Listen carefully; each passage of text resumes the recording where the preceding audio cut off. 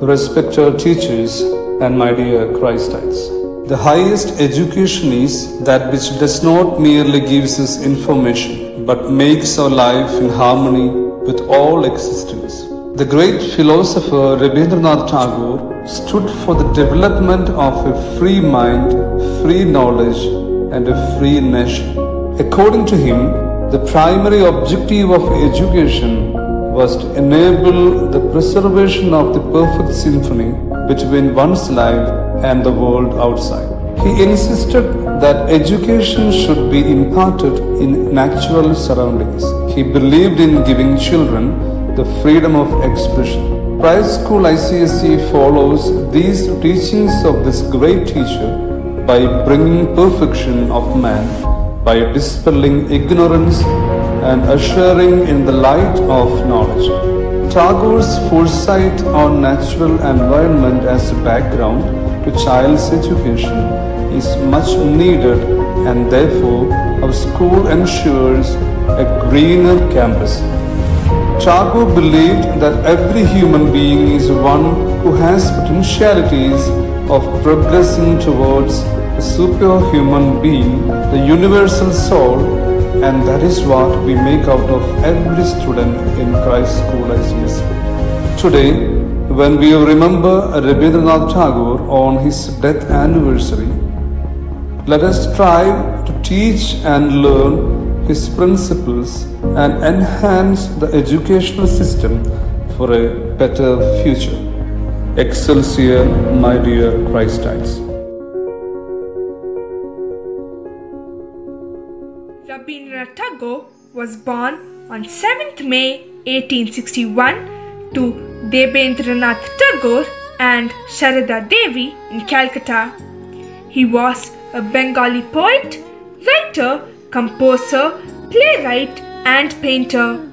He was the most outstanding creative artist of early 20th century India and was highly influential in introducing Indian culture to the West and vice versa.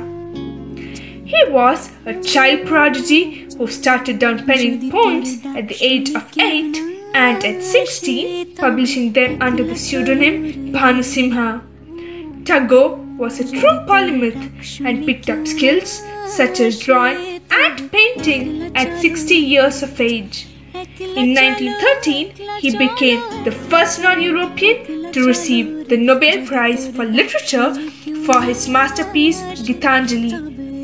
Tagore was knighted by the British in 1915 but returned his knighthood in 1919 in protest at the Jallianwala Bagh massacre. He was very much an internationalist who was critical of nationalism. However, he remained an ardent supporter of the Indian independence movement and freedom struggle until his death in 1941.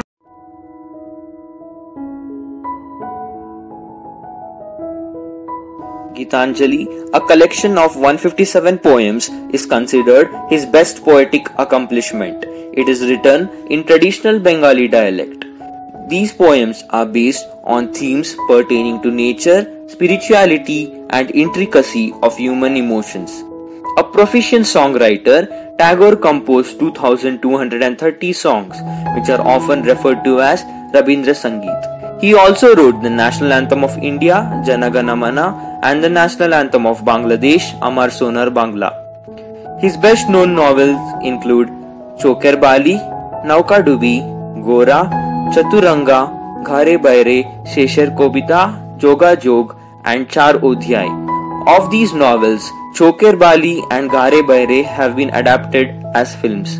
A prolific writer, Tagore was a literary giant of India.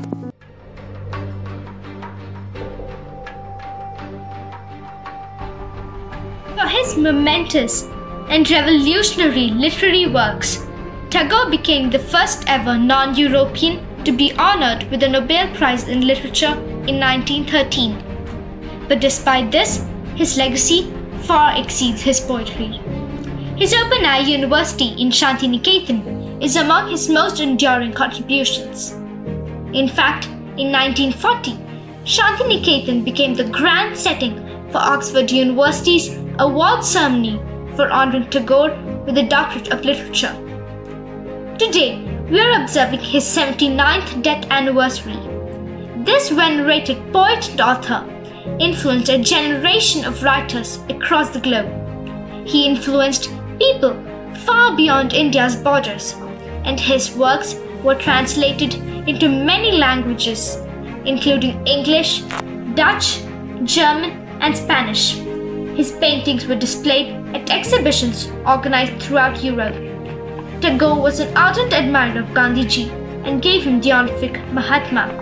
Tagore was the only poet to have composed the national anthem for two different countries, India's Jana Gana Mana and Bangladesh's Amar Sonar Bangla. The only Indian literature to receive a Nobel Prize, Rabindranath has not only enriched literature, but he also contributed to the freedom struggle in pre-independence India. Tagore's later years in the 20th century saw immense tumult. India was fighting the British Raj, and Tagore's mission for freedom and justice, as he often called it, extended far beyond his roles as a writer and administrator. Tagore was strictly anti-imperialist and supported the Congress in its attempt to end British colonization of India. In 1905, when then Viceroy Lord Curzon decided to divide Bengal along religious lines, Tagore took an active interest in the Swadeshi and boycott movements, which he had hoped would be motivated by education and unity for the people of Bengal. Where the mind is without fear, and the head is held high, when knowledge is free, where the world hasn't been broken down into fragments by narrow domestic walls.